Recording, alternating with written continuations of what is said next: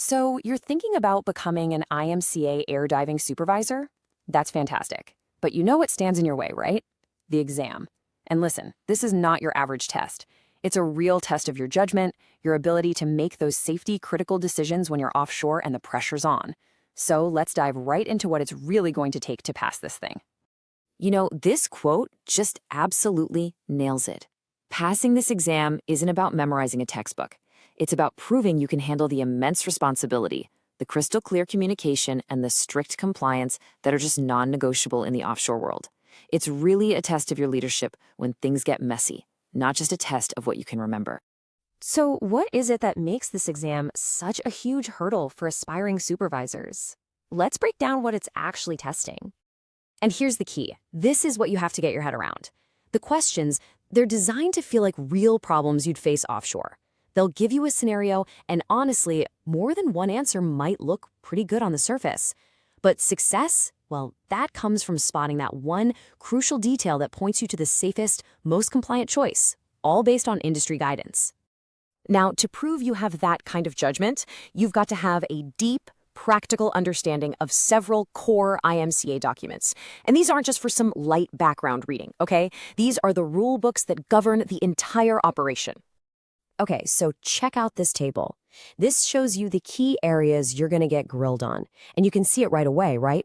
There's a super heavy focus on IMCA D 014, 036, 049, and 023. We're talking the International Code of Practice, neurological assessments, high-pressure water jetting, diving systems, the whole shebang. The number of questions for each topic gives you a really clear idea of where you need to focus your energy.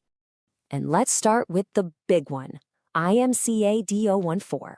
This is the absolute foundation. Seriously, think of it as the Bible for organizing a dive safely. It covers everything, from who's responsible for what, to planning the job from start to finish, to exactly what to do when an emergency hits. A supervisor has to know this guide inside and out. No excuses. And then you have D036, which is all about the safety of your divers. As the supervisor, you are the first line of defense. You have to be able to spot any potential neurological signs, communicate them clearly, and record them perfectly so the medical pros can make the right call. That is a massive, massive responsibility. All right, enough talk. Let's put this into practice. I'm going to walk you through 3 sample questions that are really similar to what you'd see on the actual exam. Let's see how you do. Okay, first question is about that foundational document we just talked about, IMCA D014. Take a second and think, what is the main purpose of this code? Here are your options. Are we talking about establishing guidelines, providing medical protocols, regulating prices, or setting standards for gear? What do you think is the #1 objective? And the correct answer is A. Now, here's why.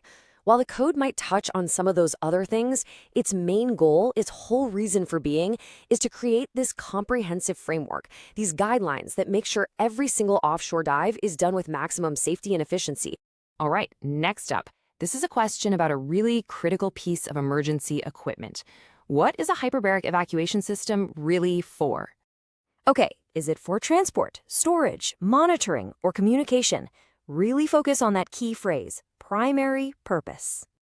And the answer is A. Its sole critical job is to get divers safely to the surface and under pressure during an emergency. Everything else is secondary. And knowing that, well, it's not just an exam point, is it? It's absolutely essential for managing a crisis. All right, our last sample question is all about diver health. We talked about IMCA D 036 earlier. So why is that neurological assessment so darn important? Are you checking their overall fitness, their skill with equipment, how well they can navigate, or their O2 rates? What's the core reason for doing it? The correct answer here is A. The neurological assessment is, at its heart, a fitness check. It makes sure the diver is medically capable of doing their job without putting themselves or anyone else on the team in danger. It's a critical safety gate you have to pass through before any operation kicks off. So how did you do on those? These questions, they really show you that this exam is about so much more than just reading the manuals.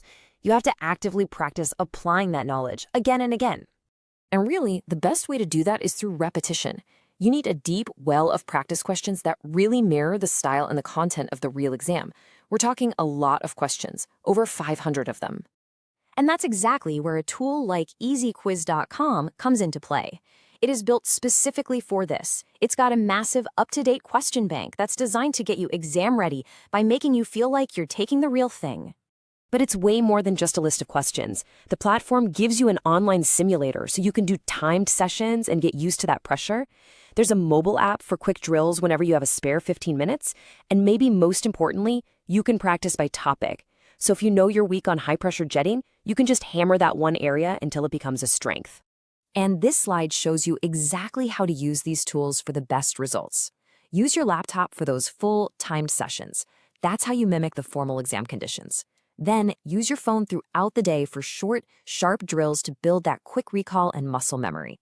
It's like a two-pronged attack that's going to maximize your study time. And at the end of the day, this kind of preparation, it goes way beyond just passing a test. It builds a fundamental skill. When you can instantly connect a real-world problem to the official guidance, you operate with a whole new level of confidence.